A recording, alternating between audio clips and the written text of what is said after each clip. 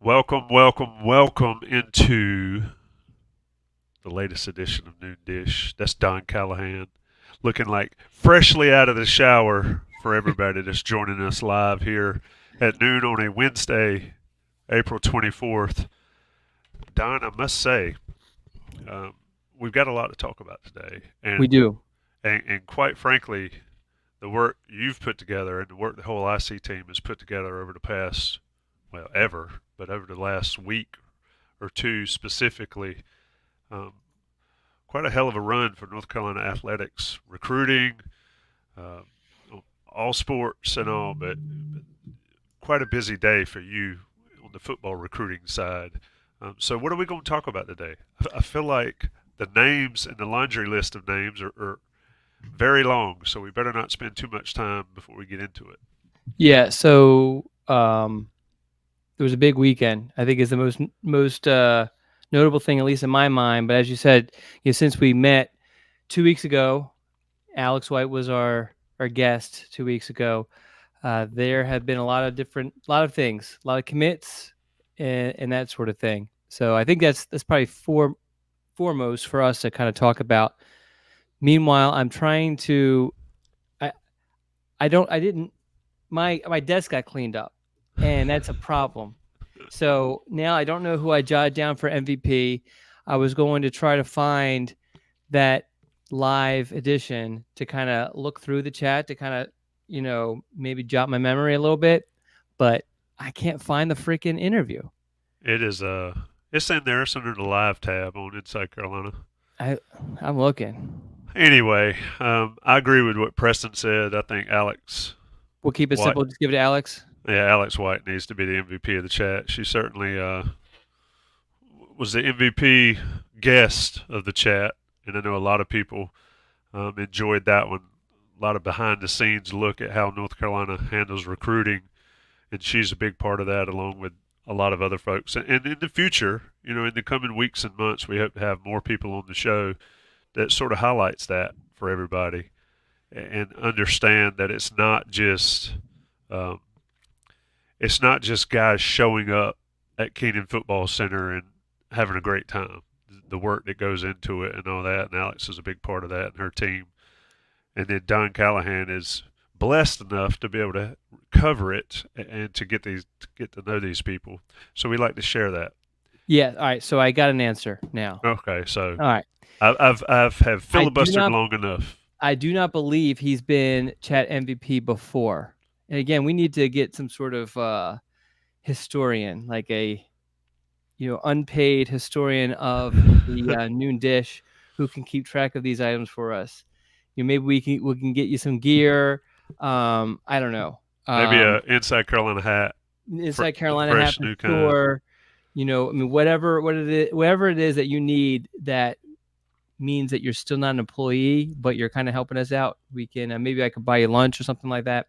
Anyway, We're taking applications on in the live chat. I know that there's probably 6 or 8 of you guys that are here every single week, every single yeah. Inside Carolina podcast. So All submit right. your applications to Don. So MVP for last week, probably Alex, but for the actual chat MVP, we're going to go with Stephen Blakely. Has he ever been chat MVP before? I do not think so, Okay, but my memory is fuzzy. mine is too. So Stephen, if you're here, give us a hello and congratulations. And hopefully, if you're not here now, you'll be here shortly, and we can formally congratulate you. How's everything going with Tommy? I know you've had a rough week.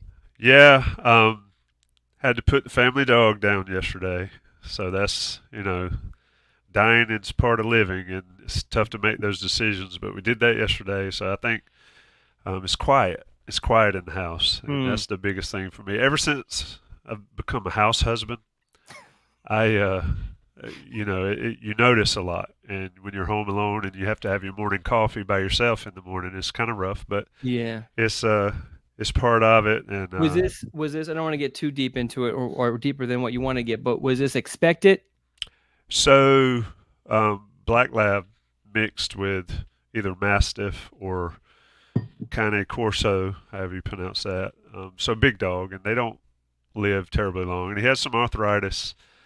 that had been giving him trouble over the last several years. So it really slowed down. And then Monday he had an event Mm. that had been weighing on our minds what to do with him, and we're Mm. trying to get the boys through um, the semester at Carolina, but it just didn't work out. And it was time, and he told us it was time. So Mm. did it yesterday. He's got him a nice spot out here in the backyard, and Mm. the coolest thing about it, Don, and I don't want to talk much more about it because I'll get emotional, but we got him from a rescue, and I would Mm. encourage everybody to rescue dogs, whether it's from the pound or from the rescue. Don't go buy designer dogs. They have some value, but these dogs that nobody wants. We rescued him when he was 11 months old and knew right away he was the one for us, and his name was Ram. We didn't give it to him; it was already Ram, so that was pretty Mm. cool. Oh, So, wow. Ironic. so meant to be. So yeah, Yeah. so that's why it's been a little rough. He was very unique, but anyway, it's part of it, man, and it Yeah. sucks. And that's the thing. It's like, do you love and lose, or do you never love and never know the loss? It's one of the great questions of life. 100%. So that's where we are. Okay. But I appreciate the kind words and appreciate everybody that's reached out in the last couple of days or last day or so, because it definitely sucks. Anyway, let's talk about good stuff. And the good stuff Do we have a was top five? the top five. What do we want to do the top five? Let's let the people decide. Yeah, really quickly because we're already 10 minutes in. We need top five idea. Preston's usually pretty good. Yeah. So give us top five stuff in the chat, and we'll figure out something at the end. But let's talk about this past weekend. Okay. Spring game in North Carolina, Uh-huh. not televised. So if you wanted to see it, you had to be there. Yeah. And if you haven't Can I checked ask you out, about that before yeah, we? So I know Mac has kind of explained it a few times. He gave an answer on their decision on that and why to, I guess, televise the practice the week prior, but not to televise the game. I'm just curious. I mean, is it what he said it is, or what's kind of your thoughts on it? It just feels like it feels strange. yeah. I mean, obviously in a practice televised, and I don't speak for them at all. This is just my take. Obviously in a practice, you can control what folks are seeing. Yeah. You can control what you're showing. You can control all of that. And in a game, to an extent, you can do that. But you also, um, there's some unknown going on there. And I think, quite frankly, and again, I'm not speaking for them, but I think the portal deal is a big thing. And I don't think it's as much as you don't want people to see your schemes and you've got new ways of doing things. That all that stuff, football is really basic when it comes down to it. It's like a million different variations of a few things. But I think there's some validity in the thought, and it's not just Carolina, but everywhere. Is like you don't want to broadcast what talent you have Mm-hmm. any more than you have to publicly. I could be Mm-hmm. totally off base here, but if it's on TV, everybody can see it. Everybody can start throwing bags around. It's just a different world. So I think that's part of it. Maybe the scheme aspect is part of it. Um, so some of both. A little strange, but I don't. That makes more sense to me, what you just said about how basically you want to get everybody out there because it's an opportunity for them to play in front of fans and family. And anybody who's had kids who have played. I mean, most of us haven't have kids who played at this highest of level, but any level, if you're going to go spend the money, all that sort of stuff, and especially a lot of people traveling far to see your kids, you want to see them play. But for North Carolina, they don't want to basically advertise their goods because there is no mechanisms to prevent tampering. And Yes. so I can see that being an issue. The scheme stuff, I feel like you can, there's no real game plan. And I think there is enough tape out there on Coach Collins and Coach Chip Lindsey, from prior stops and also from North Carolina with Lindsey, that you have a feel for their philosophies. So I don't know if you're going to get much more out of a vanilla spring game. So I do think that you may have hit something there with the idea of not trying to advertise your goods, basically your backups, because those are the ones that are going to be a lot harder to hold on to. Yeah, and I mean, is that part of it? Maybe is it not? Well, are we way off base? Could be, but to this day and age, when um, you know, up until the portal closes, there's no really mechanism like you speak of to hold on to people. Because quite frankly, if somebody offered me um, and guaranteed it, not just offered, but guaranteed a lot of money to go play somewhere, I mean, would I? Probably not. But who might listen to that? So I whatever. I think if you wanted, if you were local and you wanted to see the spring game, you couldn't have asked for a better day in Chapel Hill. I mean, absolutely beautiful. Jason Staples and I did a post game wrap up, sitting on the photo deck at Kenan Stadium with the bell tower in the back, in the stadium there. So there's a lot of content to digest from that. And of course, Adam, Jeremiah, Evan, Jim Hawkins photos, Bowman doing video, Michelle, Ben, everybody helping in the background to put stuff together. So you can see what you need to see, and I thought it was a successful day for North Carolina. And Don, from your viewpoint, those type days, as far as recruiting, because there was a lot of recruits there, Yeah. and a lot of opportunity for young men to come in and their families to sort of see what it's like on a quote unquote game day in Chapel Hill. Yeah, so it was actually a much better turnout than we had expected. Spring game is just not something that North Carolina typically tries to draw a lot of recruits to, because if we're just being honest, UNC doesn't have this great reputation for having this crazy crowd for its spring games. And I'm not trying to take a slight at the fan base. It's just how it is. If you've been to a spring game in North Carolina, if you've seen some of the other spring games on TV, most of them are very similar to North Carolina's, if not worse. But there are some crazy fan bases out there that, I mean, isn't there are a couple they actually charge for their spring game because they get so many people that come to it. So it's not something that you would want to, always showcase to recruits. But if they want to come, great, let's bring them in. Especially, I think, in particular, I don't know how deep you want to get into this, but like Malik Clark was pretty significant because initially he had planned to go to South Carolina's spring game, which is held the same day. So if you kind of dig deep into this, he has 3 official visits scheduled, one with North Carolina, one with South Carolina, and NC State. A lot of people viewed this a North Carolina-South Carolina battle unless somebody else jumps in. There's schools like Georgia, which he's planning on visiting soon. Tennessee and Clemson have flirted with him a little bit, but haven't offered. But he's actually had a pretty good spring at a couple. At least one of the camps he attended, and I think he also had some good. Was it track or am I confusing with someone else? But regardless, there's a little bit of a buzz around him, at least from the very least from the one camp that he attended, and so. So ultimately it's come down to North Carolina, South Carolina. I got a little down the rabbit hole a little bit there, but and in choosing North Carolina, and you look at it, if this was clearly it's much more convenient for him to go to South Carolina, so there was a little bit extra effort, a little extra planning and coordinating involved with him changing that plan, and I think it's a very good sign for North Carolina. I will caution, and I mentioned this in the Weekly Scoop. The Weekly Scoop this week broke down all of this. Last week, the Weekly Scoop kind of did like a reset of just, the state of recruiting, where we're at, position by position, what positions are left, who are the main targets, what's kind of the updates at those positions. This past weekend, as we kind of hinted at, has changed so much of the information that was in that scoop because of all the developments over the weekend. And so we kind of just did like an update sort of thing, and it touches on all this. But to get back to what I was saying, is this is still going to be a battle. Let's not say he's going to end up in North Carolina. Do I think it looks really good for North Carolina now? Yes. But, he's a South Carolina kid, and, South Carolina has been a bit of a bugaboo for North Carolina on the recruiting trail. It doesn't win every battle against North Carolina. It's been a pretty competitive recruiting battle through the years.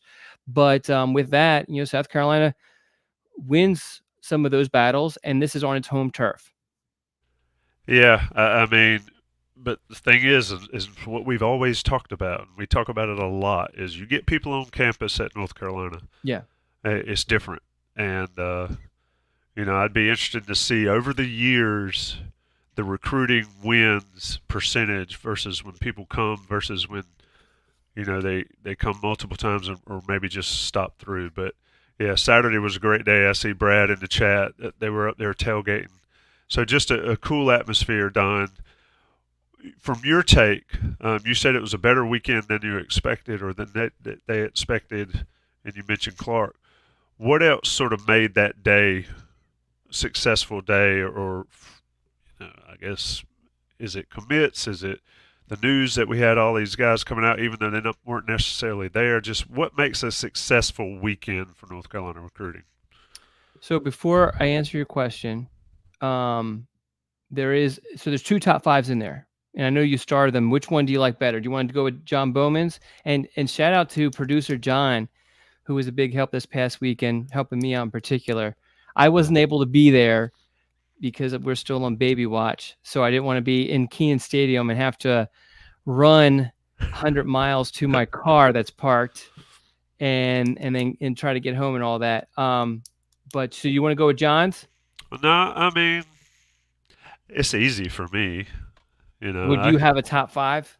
Top five dog breeds. Yeah. I mean, I'm gonna say Lab first out of the gate, and probably drop. Well, don't down. give it away now. But I mean, do you have five? We can do that, or we can do Preston's. We'll do dog breeds. Let's do dog breeds. Yeah, we'll save Preston's for next time. All right. Dog breeds. So, folks in the chat, top five dog breeds. And I'm a big mutt guy, so I'll be honest. But we can do breeds, and we'll do that later in the show. So shout out to John B for being in there. And yeah, you're right. He stepped up on Saturday, got some great highlights, got some great footage, got some work done for you. John is an absolute all-star. Anytime I've worked with John, he's been unreal. That I can think back to the Sam Howell announcement, and he came through. And this was before. Well, I mean, this was not that long ago, obviously, but we had some technical difficulties that he was able to kind of work out. And there's been plenty of examples. John's helped with the live streaming from the Man Tower stuff before, and he's helped with we did the Alex Taylor stuff with John. I mean, on and on and on. And some of the big mountains that we've climbed have been because of John. So I want to definitely give a shout out to John. I don't think people realize just how much he helps behind the scenes. Yeah, and I also want to give a shout out to Jalen Harrell. He did his takes after the spring game as well, and Jalen got some news this past week of a big time step up in a job for him down the future. So yeah, inside Carolina just crushing it.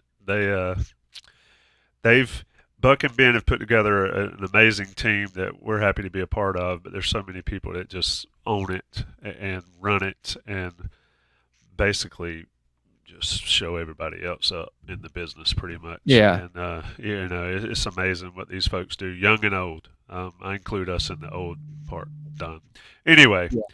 Let's sort of, and again, before I forget, if you were in Chapel Hill and you didn't go visit Johnny T-Shirt while you were there, you need to go right now, get to johnnytshirt.com and order some stuff, because if you want to follow Don Callahan and you're one of the close to 100 people in this chat and you're not on the premium boards, don't wait for folks to cop it and post it elsewhere. Get it straight from the horse's mouth, or from Don's mouth on the Inside Carolina premium boards, and you get that 10% off at Johnny T-Shirt. It's a great way to support local. It's a great way to get firsthand information and do it now. Let's talk about these recruits, Don. We've had several commitments since you and I. Oh, I never answered your question. What made the weekend good? Were you trying to hint at the commitments? Well, I mean, but they were really. That made for a good weekend, but that didn't make for a good, successful spring game recruiting. So talk about what made this past weekend good for North Carolina, and let's roll these commitments in because we need to mention them. Yeah, so it was just a constant, it was 4 commitments in 3 days, which is pretty significant. Oh, also, what is that? Mail to Brad Stone. Is that Brad Stone, this is where I'm assuming. So it doesn't have Lonnie Galloway, and I would agree. I never Lonnie Galloway is North Carolina's ace recruiter, and I never count him out in any recruitment that he's involved in, just because he's a tireless worker. He understands developing relationships. He has recruited at the highest of levels. He was National Recruiter of the Year at least one time. And he's not one. There's a lot of guys who kind of reach a certain level of recruiting and then kind of fall down, and he's not one of them. I mean, you take away North Carolina's wide receiver signees the past few years, and those classes just they drop significantly in talent wise. He gets a lot of really good wide receivers. But anyway, let me say something about those wide receivers right fast. We talk a lot about, and people a lot of times focus on the guys that don't hit and that don't turn out. And I've seen threads on stuff. The 3 wide receiver freshmen that North Carolina have right now that have practiced this spring, I'm telling folks, get on the bandwagon with these young men. If they stay healthy, they're going to produce a ton for North Carolina. And that's, to your point, Don, that's Lonnie Galloway's room. And you mentioned the Alex Taylor live stream commitment. We had Ship on those. We've had Vari Green. I mean, these guys are going to be really good one day, and that's Lonnie Galloway doing work as well as the rest of the North Carolina staff. And a lot of people said, oh, they're getting these guys because of the quarterbacks they have. Well, these guys never got to catch balls from those past quarterbacks except on Pro Day, which is pretty amazing that a freshman early enrollee is. Yeah, how cool is that for Jordan Shep? Taking part in probably one of Drake May's biggest days of his lives. But anyway, I digress. But yes, that recruiting has been something, and it continues and will continue in this class as well. But go ahead. I stopped you. Yeah, so it began with a commitment that we expected if you have been reading my stuff for the past couple of weeks, in Austin Alexander committing during a announcement or a ceremony at his high school on Friday. And then Saturday morning, there was a bit of a, somewhat of a surprise. Not that we kind of felt like it was heading this direction, but maybe not this quickly. But Devin Ankrum committed, I think it was around noon on Saturday. Joshua Harris, which I want to go into a little bit more in detail after we kind of finish this stuff up. He's a transfer, former Ole Miss, former NC State player, former in-state high school recruit, committed on Sunday morning. And then Anthony Krua committed, the linebacker from Georgia, committed Sunday night, which, another situation where he was very, very blunt, said North Carolina was his top school after his return visit to Chapel Hill. And so, he didn't have visits scheduled. So it seemed like maybe he could pop without official visits, but clearly North Carolina was in the driver's seat of that one also. It's interesting. They're all defensive recruits. And of course, North Carolina needs to shore up the defensive side of the ball, especially on the defensive line.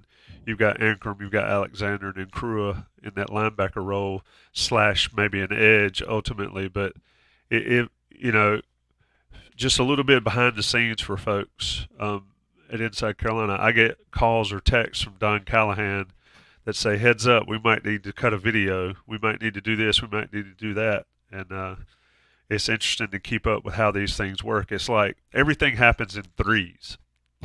And here we are talking about Alexander, Ankrum, and Krua in threes there. And Don, if you had to predict, and this is impossible, but if you had to predict which one of these guys could see action in 2025 on the field, which one of these guys, from your perspective, is college ready or is close to college ready? From this past weekend? Yeah, from this past weekend that committed. So I think if you're just kind of going through just the historical numbers, you would go with Anthony Krua because he's a linebacker. So at the very least, he should get some special teams work.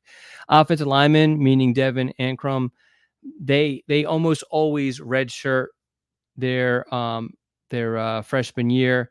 And then even defensive linemen, especially Devin Ankrum is a defensive lineman, and so is Austin Alexander. They they just don't get a whole lot of reps. You know, they're not typically big special teamers, and you know, because they're linemen, they just, you know, as freshmen, they don't see a lot. But you know, linebackers are a little bit easier to kind of toss out there. And as we've seen through the past couple of seasons, you know, there has been a linebacker or two who have played a lot of special teams.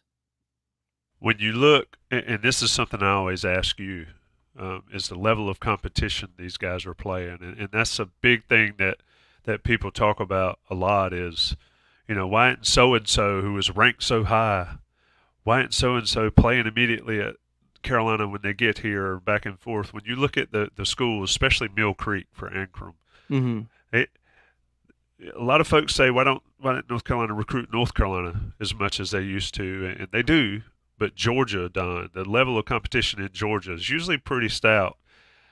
Even you can even get guys that aren't ranked super high that have played that really high level of competition and played well. Yeah, and that area in particular, that greater Atlanta area, and so does um, Anthony Crua playing at Marietta, which they've been down the last couple of seasons. But I mean, that's a program that has produced a lot of talent, and they play against a lot of really good teams. So those two coming from that greater Atlanta area, I mean, you know, at least on the East Coast, you know, maybe Miami. You're not going to find many other areas that are more competitive, have more talent than the greater Atlanta area. I don't know Kentucky that well, although from my understanding, the school that Austin Alexander goes to is not known for producing a lot of kids. But and I just don't know Kentucky football all that well, to be honest. Yeah, whiskey, bourbon, high school football. I don't know what order you put it in, but yeah. But I mean, he's a big time kid. He's got big time measurables already, so it'll be interesting to see. But yes, how many recruits is that so far? One, 10. two, three. That's 10 recruits in the class of 2025. And Don, we're in April, at the end Yeah. of April. We've talked about a lot that Mack Brown likes to have these classes wrapped by the end of summer. Quite frankly, um, do you feel like it's tracking that Oh yeah. way now? And you know, what do you see over the next couple months as we head towards the summer? North Carolina signed over 25 in the last class, and I don't think it's going to get anywhere close to that. I mean, we might be looking at a 20-ish, you know, around 20. So let's just say hypothetically, North Carolina signs 20. We're halfway there, and we still have all of June. So, you know, I mean, there's always some sort of situation that doesn't fall the way you had planned. But really, if you look at it, you know, and knowing North Carolina's wants and needs and what they have on the table right now, things are looking really good for North Carolina to um, hit on all of their needs for this class. Yeah, so Carolina The only 10. exception will be running back. Yeah, and that'll be an interesting to see how that all shakes out. But North Carolina at 10 current commits in the 2025 class. Of course, Bryce Baker was early.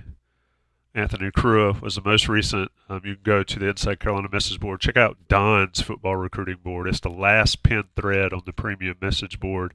It's the best way to see the most current and the most, I guess, correct information on North Carolina recruiting. Don takes care of that, puts it up there.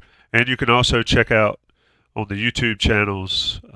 Don and I break down each individual commitment when they happen, how they got to Carolina, and what they bring to the table. So it's a great resource for you. And YouTube's free, so you can check those out if you're not a member of the premium. See what you're missing if you're not. Don, Yeah, it's important to point out. Like, I mean, we're talking about this stuff now, and you can get this stuff on YouTube, but that's after the fact. I mean, yes. if you are a subscriber, you knew North Carolina was on track to land Austin Alexander. You knew North Carolina's situation with Ankrum and with Anthony Crua, and there's others that we have talked about, you know, in the Weekly Scoop yesterday, that we hinted that North Carolina is in a good spot with. So it's more about getting this information before it goes out there free for everybody else. Yeah, and one thing, and I know we're really selling the premium stuff. One thing I haven't mentioned, and it's not recruiting related, but if you're on the premium boards, you get Buck stops here 3 times a week, and I'm gonna give flowers to Buck and kiss up a little bit. You But the have to. fact you, I don't, it's deserved. You don't, I don't understand how he puts together such awesome columns 3 times a week. Yeah. I could sit on here and we could talk and BS and it sounds good. Buck puts pen to paper every week 3 times and drops his column. Check out that. Of course, the most recent is today's, all of his thoughts on draft possibilities and what lies ahead for Drake May on Thursday night from the NFL draft. Let me ask you this, Don. How much how much do kids these days in recruiting talk about the NFL? Is it used to be I want to go somewhere that can get me to the NFL as Yeah, fast as no, that's possible. still Is that still a big thing? yeah, absolutely. That's still a big thing. And I think, even though I know some of the talk is like, well, you can make a lot of money in NIL. Most kids aren't making a lot of money in NIL. It's really just the top tier guys that are making a lot of money in NIL. And maybe you're able to, make a good amount, sort of thing. But like as far as what you'll make it doesn't match what you'll make in the NFL. And then ultimately that's the goal. Nobody wants to be, what's that movie? Is it Van Wilder that where the guy was in college forever, would never graduate or whatever? Nobody wants to be that. They want to go. Wait a minute now. Are you sure? Because I would have done that. I would have Would stayed as you? long. I don't know. I don't. I'm in Chapel Hill I 3 or 4 times a week. I could 100% still be a student up there. My I guess and this probably stopped maybe like 5 years ago. I would still have nightmares where I would, obviously in my nightmare, thinking that I showed up to a class and there was a test I wasn't prepared to take, Oh, yeah, I do or that. there was some sort of project that I completely forgot about, or whatever it is. Or sometimes I go to class and I have no pants on. I don't know. It's all related to school though. I So well, I did that. I didn't do the pants thing at school, but there were plenty of tests I showed up unprepared for sure. But that wasn't a nightmare. That was like reality for me. But I would go back if I could go back to college and be a college student right now. I would do it, especially with the knowledge we have now. Good gracious, man! I don't know. That would I like adulting. I You like guess. adulting? Let me know about that adulting in a month, in a week or two. We'll see how those adultings go Yeah. when you're pumping Red Bull to do this show. I'm gonna take a second. We're gonna let the national guys pay the bills again. I mentioned Johnny T-shirt earlier. Support them; they support us. They're great friends of Inside Carolina. National guys will pay the bills. It is the noon dish with Don Callahan. All right, Don, we're back. Noon Dish, Johnny T-shirt, congruityhr.com/Tar Heels, another great sponsor of Inside Carolina. I'll talk more about them ahead of our top five. But Don, you mentioned Joshua Harris a little bit earlier. Jason and I were talking after the spring game, and Jason's biggest thing was North Carolina needs at least one, probably two defensive linemen, interior defensive linemen, to sort of maybe get them over the hump with this unit that they're putting together, that Monachino has, that Jeff Collins is working with. Harris commits to Tar Heels via NC State, via Ole Miss, now a Tar Heel. Tell us a little bit about how all that went down, Don. Yeah, I mean, it's pretty simple. It's not as crazy complex as a high school recruitment. He had obviously played at NC State in the 2022 season, entered the transfer portal, played the 2023 season with Ole Miss, where he was mostly reserve. At neither stop did he do a whole lot. He played some games, nothing, his stats really aren't super impressive, but he is still a big body who moves really well and will work hard. And I think, an in-state guy, and it just made a whole lot of sense. He entered the portal. I guess it was that first day you could enter the portal. North Carolina got in touch with him immediately. He visited this past weekend, was at the spring game, and boom, committed on Sunday. It was as simple as that. I don't believe he visited anywhere else. The problem with we get such limited information from on these transfer recruitments, mostly because there's not a whole lot to it. Like it very easily could have been like, hey, I want to get back to the state of North Carolina. UNC, I haven't been there yet, and it's actually closer to Roxborough than NC State is. And so he also has a family situation too that would benefits him to get closer to home. And so yeah, and so it just made a whole lot of sense. You make the visit, and then and then he makes a decision. I mean, pretty cut and dry. There's no flash and all this other stuff. There's no, I guess he did post an edit, but there's no like hat tricks or anything like that. Just did it that morning, and that's it. So it's interesting.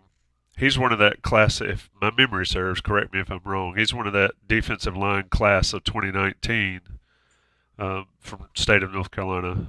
Kid from Clayton was one of those. A couple more that ended up going to NC State, and that was their. And I mean, no disrespect to NC State. I'm not going to be that guy, but that was their bellwether defensive line class, right? C.J. Clark, who's now at Miami. Savion Jackson was the local guy. Yeah, no, I mean, here's the thing, in NC State's defense, and I have actually gone back and looked at North Carolina's classes and just, who hit, who missed, who stayed, all this sort of stuff. I mean, it's basically a coin flip. It really is. And so this is not an NC State thing. This is all these guys that people are getting so crazy about and fans are being all weird about, right now.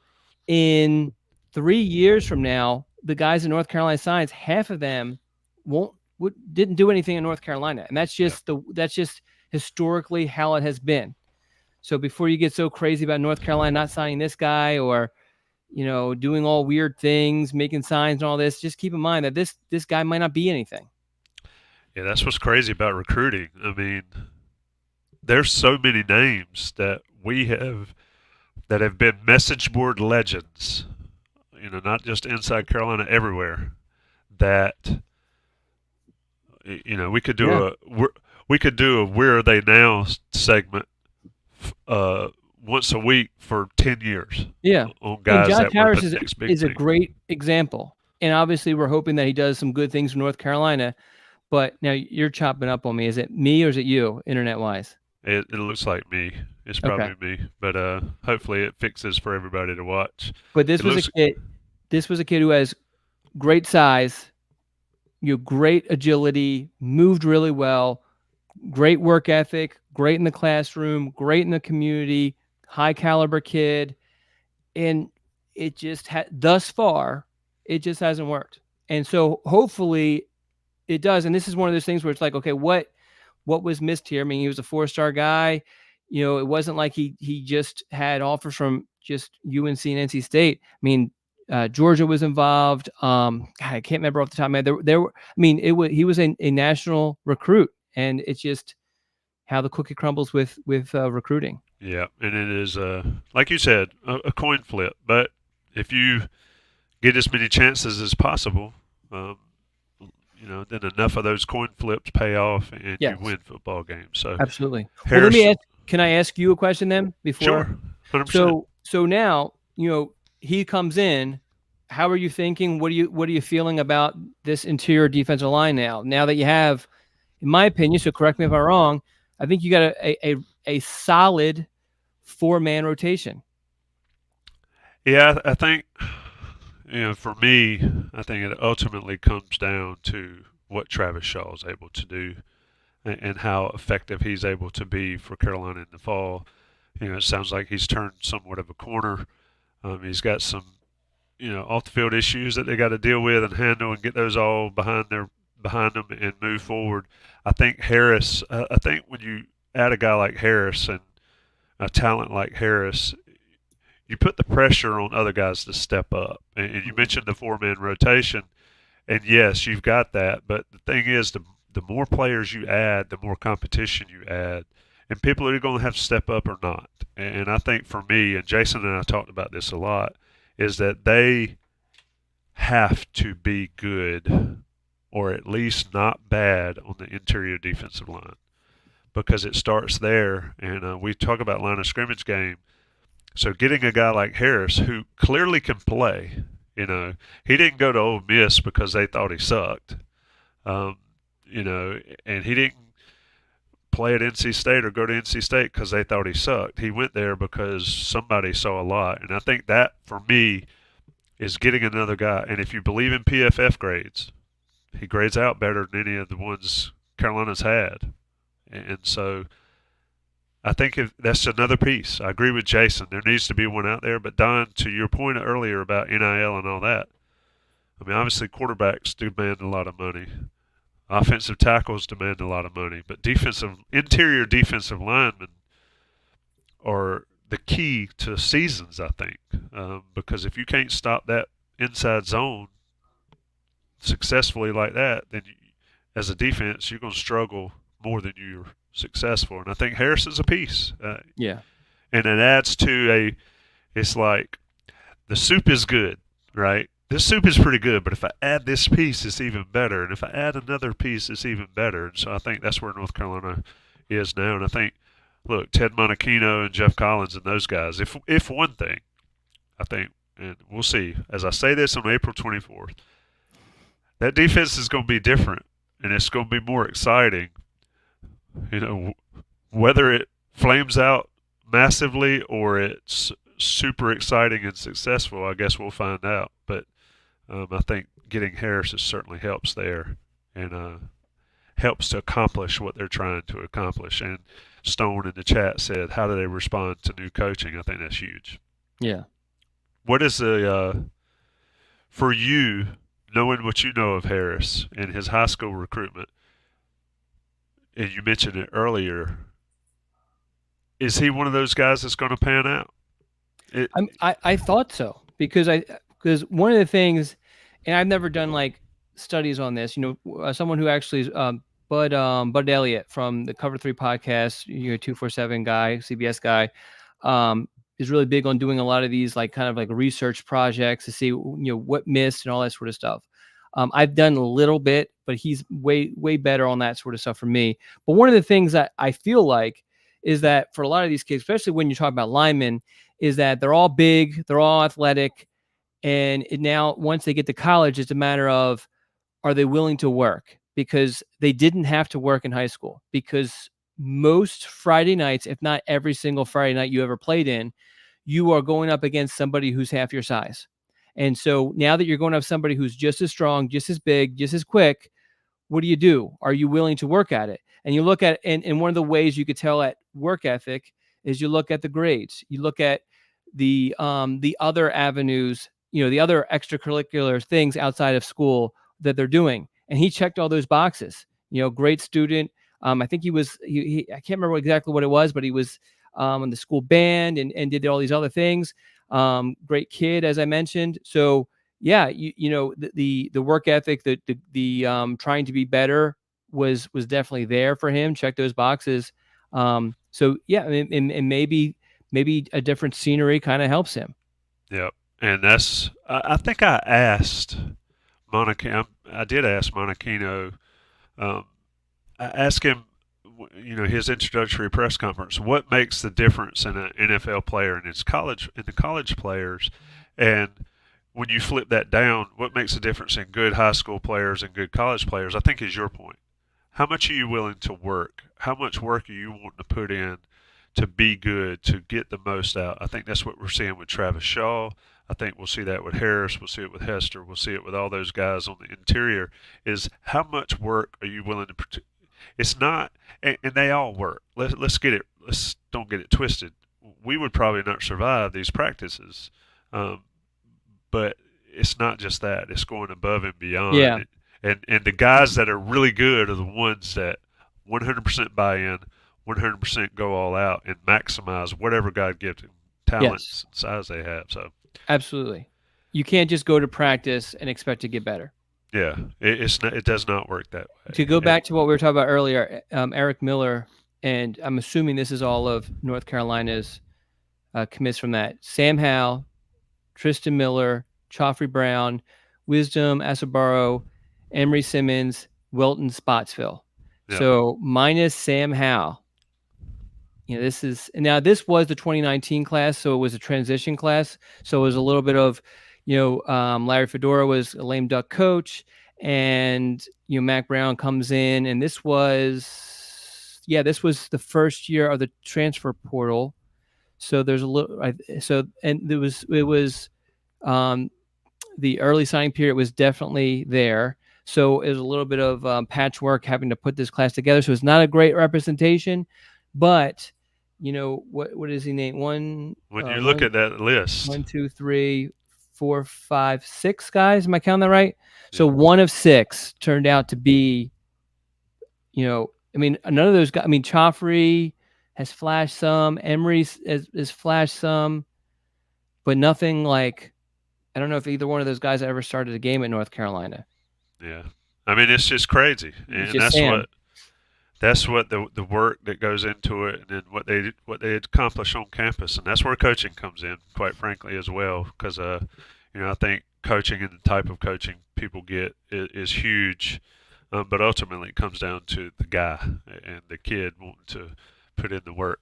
Anything left on the recruiting aspect of it? We're 45 minutes in. We usually turn it to the top 5 at this point, but just sort of update folks. Yeah, so I think what's next?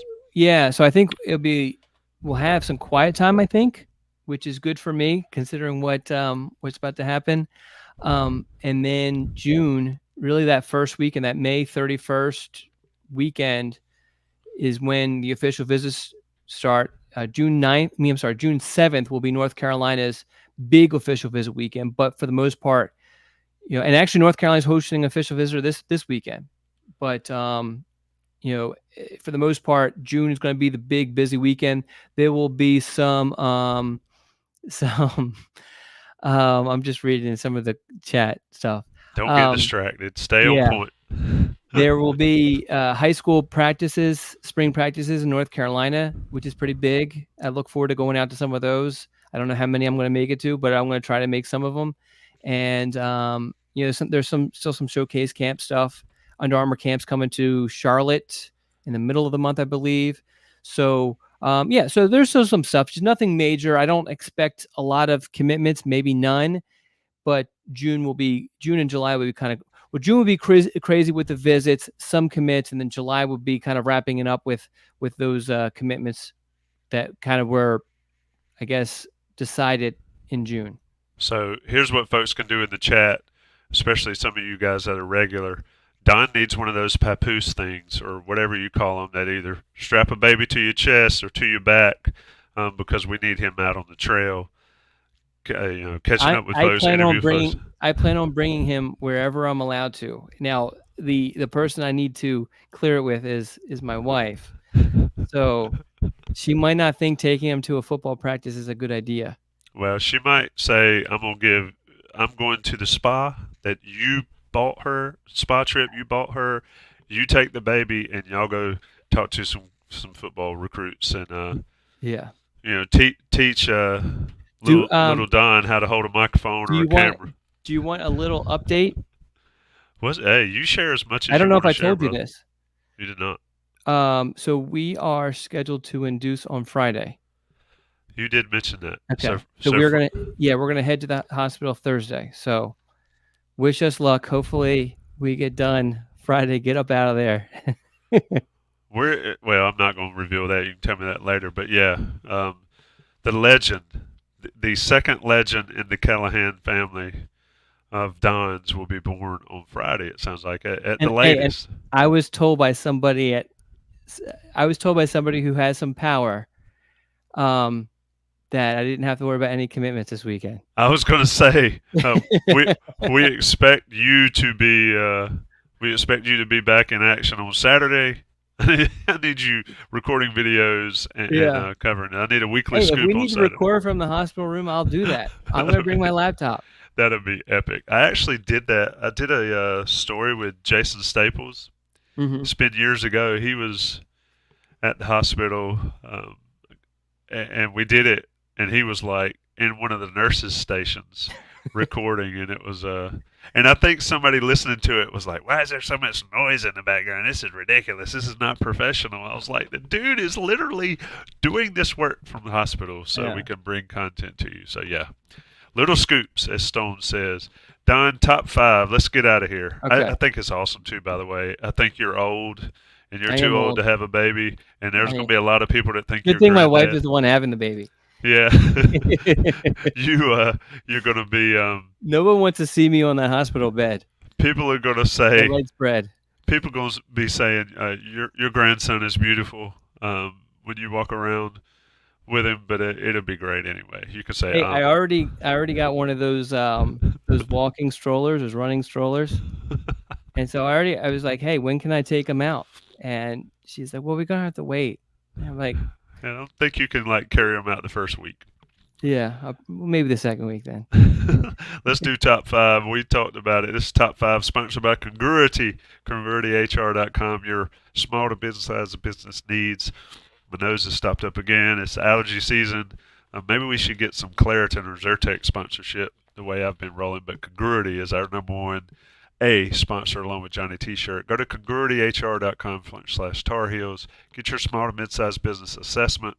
Let them decide or see what they can do to help your small business. They can grow theirs into a national business. They certainly can grow yours, Darren and Matt, with the technology, with the online support, everything that they'll handle while you handle growing your business. They'll handle your people and HR support, congruity.hr.com.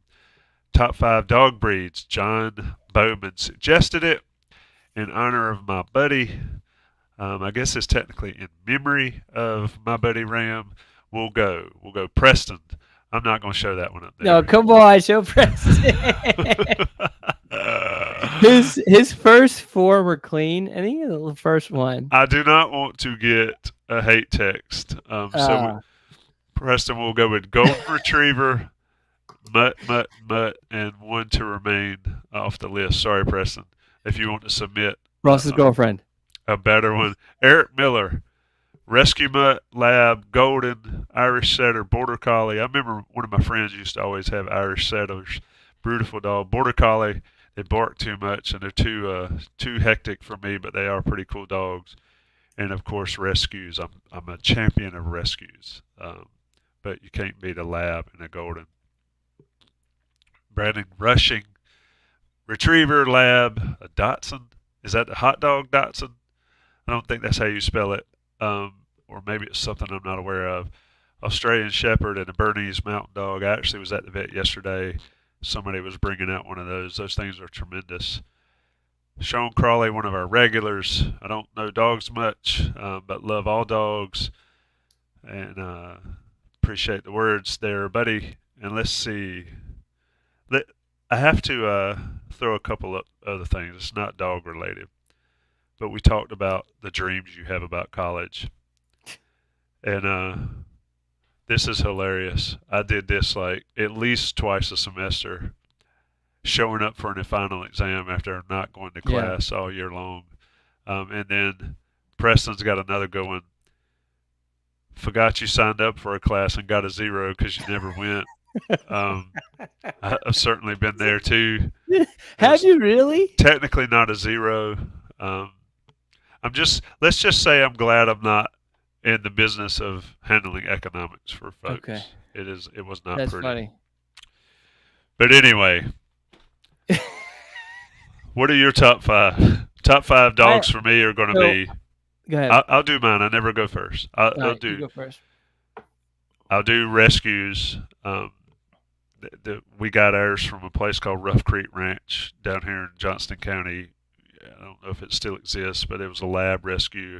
And like I said, he wasn't 100%, but he was as beautiful a dog. I love Goldens. They got too much hair, but Golden Retrievers are awesome.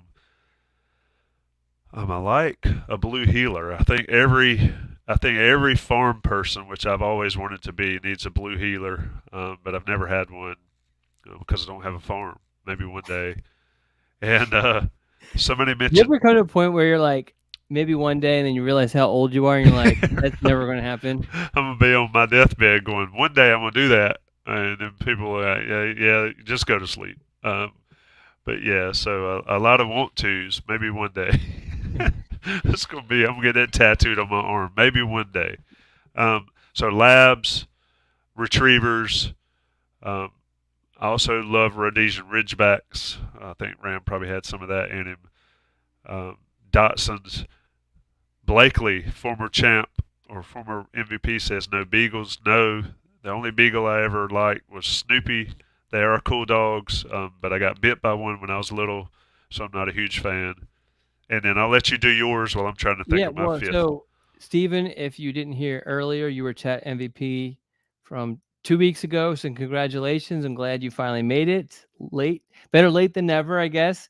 I am not like a super dog person. I did grow up with a dog, but I don't like, I had to look up Blue Heeler and get a photo to kind of put the picture in my head. But yeah, so my number one is Mutt. I'm like you, the dog that I grew up with. It was actually a pit bull chow mix. But the dog loved to freaking run. You open the door, the dog was gone. And so that ended up being her downfall. Eventually she got hit by a car. Um, but when she and the other thing is you never wanted to feed her cheese because all night long she'd be breaking wind and clearing rooms. Um, but yeah, so we the two dogs that we had growing up were mutts. So that's what I'm used to. We definitely didn't have the money to be buying purebred anything. And all right, so outside of that, I just threw hot dog. I guess the Dotson. There's one on my walk that always comes out and barks at me all the time, like it's going to do something behind the fence, but doesn't. I put down. I wish I knew there was one other dog that's kind of my friend on my walk who just kind of comes up to me, but I don't know what type of dog it is. I put down a pug because they are so ugly that they're cute. I would never want one because they poop all the time. And I have collie because that's what Lassie is, right? Yes, Okay. Lassie's a collie. I put down collie and I put down lab. I know there's like a gazillion types of labs, but Yeah, yeah. I've always liked bulldogs too, Okay. like Yeah. regular bulldogs, but they can't breathe and Yes. they have Well, issues and all. I got enough can't breathing in the house, but you yeah, know, we almost. So my wife almost. Well, I was never on board, and we never did it. But my was it Brandon saying Don will have to learn about Bluey on Disney Plus? Okay, with a new kid. Yes, yes, absolutely. Although, well, I was a Nickelodeon kid growing up. Wasn't a big Disney guy. wow. So, but I always knew you were weird. I forget where I was going with all that before I got sidetracked. Anyway, I'll just leave it go. Yeah, I love walking around the neighborhood and you see the different dogs, and there's a little Dotson up here on the corner, and he comes out madder than hell, and I'm like, Yes, you come on, yes, they I come out. will. They're so they think they're so big and tough. Yeah, I'm I've like, only ever been bitten by little dogs too. yeah. That's the thing. It's always the little ones that'll get you. But But anyway, yeah, this dog comes running out, and he is gonna whoop my ass. it's like Like I'm he on. is like, and I'm just like, oh, get away. And there's just one other dog who just kind of runs up, and then there's this big, I guess a German Shepherd should have put down, but he actually passed away. But if I knew if I was a certain distance away from the fence, or if she was a certain, or he, I don't know, was a certain distance from the fence, he would just lay there, wouldn't do anything. But if he's close to the fence, he would come up and start barking. And like sometimes, because I used to walk in the mornings, it would scare the absolute crap out of me. So I would always be aware when I'm approaching to see where he was at, because if he was far enough away, he'd be like, forget it, and he would just lay there. But yeah. It's and my fifth Belgian. I had a Belgian. So growing up. I had a Cocker Spaniel. We had a Lab. I had a Belgian, another Lab, and then we had Ram. And Ram was the only pet that my children have ever had. So we've been heavy on the Black Labs, but a Belgian, um, Belgian Eric has Malinois. a story. We want to maybe we'll go out on this story. Well, yeah, they indoor dogs, especially those, you got to keep the food consistent. But anyway, we're really going down the rabbit hole. I appreciate all the kind words on our young buddy. Maybe I'll post a picture of him and share with you guys since y'all have shared with me and people hit me up, texting me, and sending me DMs. It's pretty cool. But Don, I know this might be the last time I talk to you for the foreseeable future, but certainly best wishes to you and your Well, I'm not wonderful going wife. anywhere. Well, yeah, but I'm not going to bother you. I There's no might come to bother. I might come to the hospital and see if it's true. Right. So I probably should. My wife is the opposite of me. So she doesn't like any sort of attention whatsoever. So, or at least that sort of attention. So, but We're gonna give you we're gonna order some IC swag so that baby can have something besides that ugly Philadelphia stuff. we already have a Bryce Harper shirt for him. Oh my Atlanta. Speaking of which, Bryce Harper is on paternity leave at the moment. Paternity leave. You're not going on paternity leave, buddy. You're gonna be here. I could. It was discussed. I just, I'm just not wired that way. I like normalcy, and I mean, I'm just gonna have to catch up on whatever I miss. So might as well not have to worry about catching up. Yeah, we'll see how that goes. Normalcy. That's Don Callahan. Well, I'm it's not gonna Tommy be normal. There's gonna be adjustment, but yeah, I get what you're saying. Normal in another lifetime. Don Callahan, I'm Tommy Ashley. This has been the New Dish, sponsored by Johnny T-Shirt and Congruity. Shout out to the people that have always joined us. Shout out if you're watching it later. Shout out to you guys for taking it in. Check out Inside Carolina, InsideCarolina.com, and all our sponsors as well. It's been a fun show. Always is. Till the next time.